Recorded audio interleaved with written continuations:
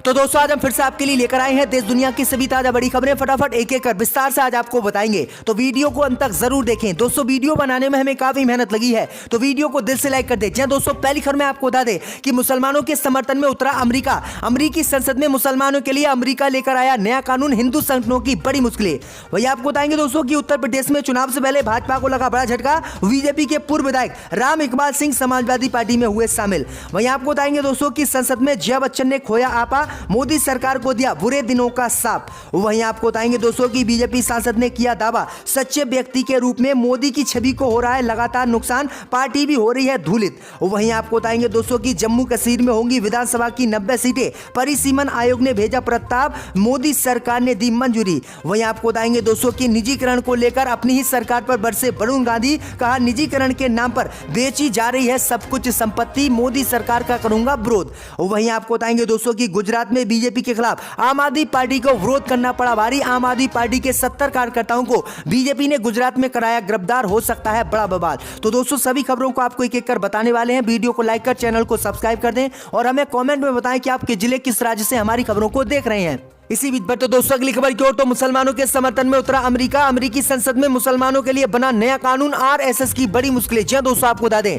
ये बड़ी खबर सामने निकल कर आई दोस्तों कि दुनिया भर के मुसलमानों के समर्थन में उतरकर अमेरिका ने अपनी संसद में मुसलमानों के लिए एक नया कानून बनाया है। इस कानून के पास होने के बाद अब हिंदू संगठन सहित दुनिया में मुस्लिम विरोधी संगठनों की मुश्किलें बढ़ गई हैं। दरअसल आपको बता दें कि अमेरिका ने अपनी संसद में इस्लामोफोबिया बिल को पेश किया है और इस बिल को आज अमेरिका की सरकार ने अमेरिका की संसद में पास भी करा लिया है। भाई आपको बता दें इस बिल के समर्थन में 219 वोट पड़े हैं, जबकि इसके विपक्ष में 212 ही वोट पड़े हैं। वही आपको बता दें कि इस बिल के पास होने के बाद अब उन देशों पर अमेरिका नकेल कसेगा जो मुसलमानों को परेशान करते हैं। वही आपको बता दें कि इस बिल में म्यांमार, चीन और भारत को रखा गया है और अमेरिका ने आरोप लगाया है कि चीन, म्यांमार और भारत में मुसलमानों के साथ लगातार धर्म के आधार पर उत्पीड़न किया जा रहा है। वही आपको बता दें कि इसी को रोकने के लिए अब अमेरिका ने इस्लामोफोबिया बिल अमेरिकी संसद में पेश किया है और इसको पास करा लिया गया है। अगर अब कोई भारत में मुसलमानों के विरोध में घटना होगी या दुनिया के किसी भी देश में मुसलमानों के खिलाफ कोई घटना होगी तो अमेरिका उसकी जांच करेगा और उसके खिलाफ कार्रवाई करेगा।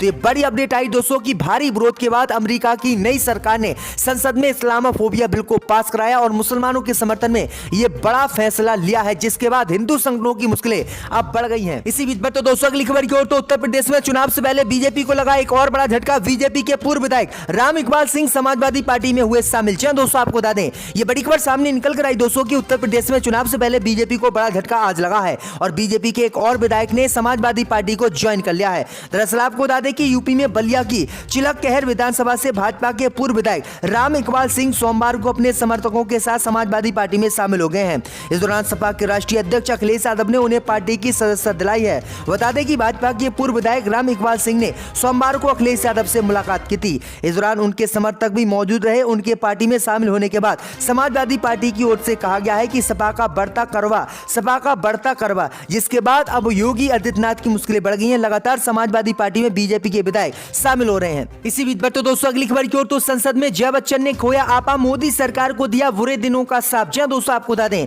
कि राज्यसभा में नारकोटिक्स ड्रग विधेयक 2021 पर चर्चा की जा रही है। इस चर्चा में कई बार संसद का तापमान बढ़ गया। पहले कांग्रेस नेता दिग्विजय सिंह ने मोदी सरकार पर आरोप लगाए, उसके बाद जया बच्चन का गुस्सा मोदी सरकार पर फूटा और जया बच्चन ने सरकार को बुरे दिन आने का साफ दे डाला। दरअसल आपको बता दें कि नारकोटिक्स ड्रग्स विधेयक 2021 पर चर्चा के लिए जब जया बच्चन को बुलाया गया तो उन्होंने आते ही कहा कि मैं आपको धन्यवाद नहीं देना चाहती, क्योंकि समझ नहीं आता कि जब आप इस तरह से चिल्लाकर वेल में जाते थे उस वक्त को याद करूं या फिर आज आप जो कुर्सी पर बैठे हैं उस वक्त को याद करूं।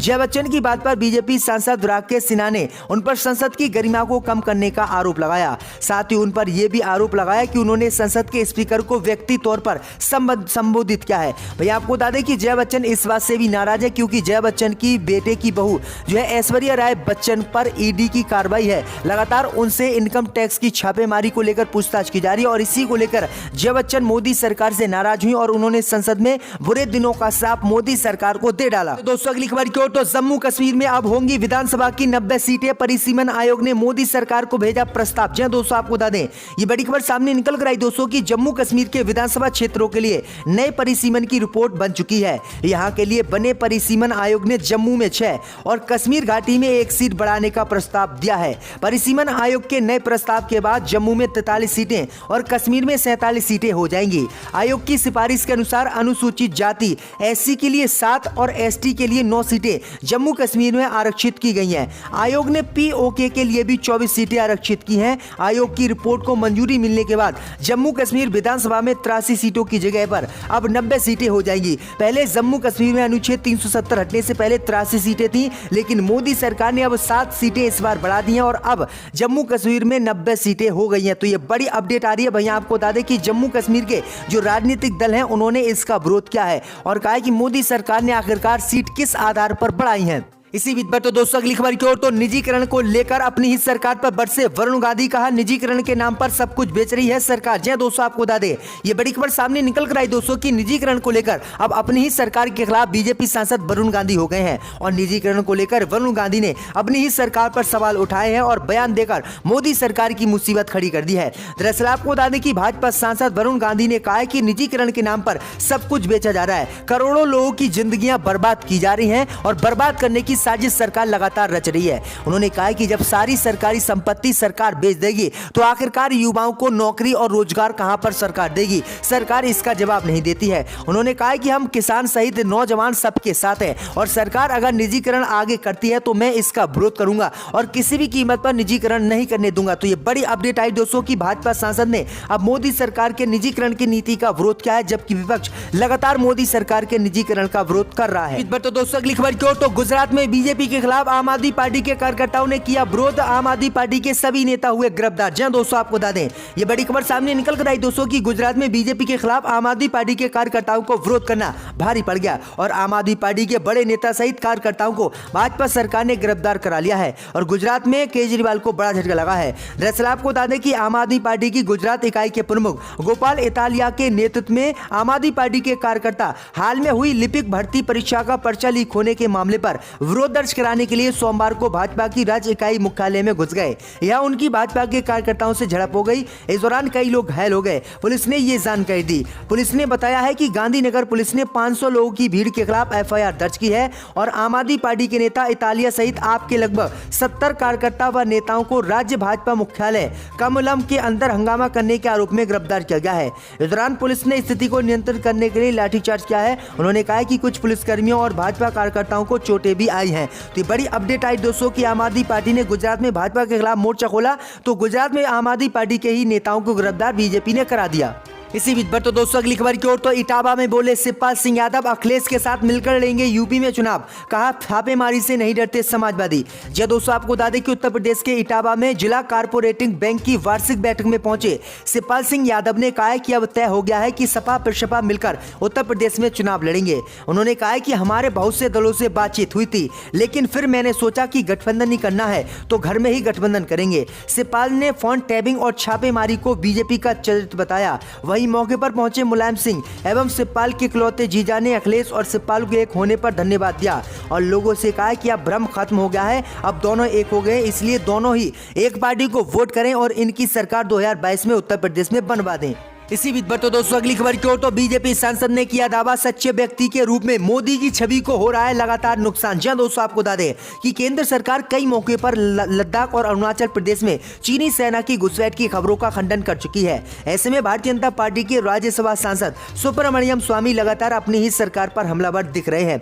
आए दिन वो अपने बयानों और ट्वीटों को लेकर मोदी सरकार पर निशाना साधते रहते हैं। सोमवार को भी स्वामी ने एक ट्वीट में मोदी सरकार पर निशाना साधते हुए कहा है कि सीमा पर चीनी सेना की घुसपैठ से मोदी की प्रतिष्ठा खतरे में है। उन्होंने कहा कि अब रियलिटी चेक का समय आ गया है। भाजपा सांसद ने आगे ट्वीट में लिखा है कि लद्दाख और अरुणाचल प्रदेश में चीनी कब्जे पर प्रधानमंत्री मोदी की चुप्पी, घुसपैठ नहीं होने के बाद भी कहना है कि कोई आया नहीं और LAC पर चीनी द्वारा अधिक क्षेत्र हथियाने के बाद मोदी की सच्चे व्यक्ति की छवि को नुकसान हो रहा है। इसके साथ ही भाजपा सांसद ने कहा कि भाजपा की छवि भी देश में धूलित हो रही है और ये रियलिटी चेक का समय है। तो सुब्रमण्यम स्वामी चीन और लद्दाख को लेकर लगातार मोदी सरकार पर हमलावर शुरू से ही रहे हैं। इसी बीच पर तो दोस्तों अगली खबर की ओर, तो महाराष्ट्र में कांग्रेस ने किया बीजेपी पर पलटवार, कहा क्या चाहती है महाराष्ट्र में भाजपा, बताएं हमें। जी दोस्तों, आपको बता दें कि महाराष्ट्र प्रदेश कांग्रेस कमेटी के अध्यक्ष नाना पटोले ने सोमवार को कहा कि भारतीय जनता पार्टी ने सार्वजनिक क्षेत्र की कई प्रमुख कंपनियों को उनके कुछ उद्योगपति मित्रों को बेच दिया। यह हास्यास्पद है कि देश की सबसे बड़ी डीलर और ब्रोकर भाजपा अब कांग्रेस, राष्ट्रवादी कांग्रेस पार्टी और शिवसेना पर आरोप लगा रही है। उन्होंने केंद्रीय गृह मंत्री अमित शाह द्वारा पुणे में महाराष्ट्र सरकार में शामिल दलों पर लगाए गए आरोप का जवाब देते हुए पटोले ने कहा कि देश की जनता अच्छी तरह से जानती है कि किस पार्टी ने विमुद्रीकरण के दौरान करोड़ों रुपए के पुराने नोटों का बदला, और राफेल घोटाला आज भी याद ताजा है। उन्होंने कहा कि महाराष्ट्र में सरकार गिराकर नए तरीके से बीजेपी अगर चुनाव कराना चाहती है तो मोदी सरकार को केंद्र सरकार को ही बर्खास्त करना चाहिए और केंद्र में भी नए सिरे से चुनाव होना चाहिए। We've got a common border.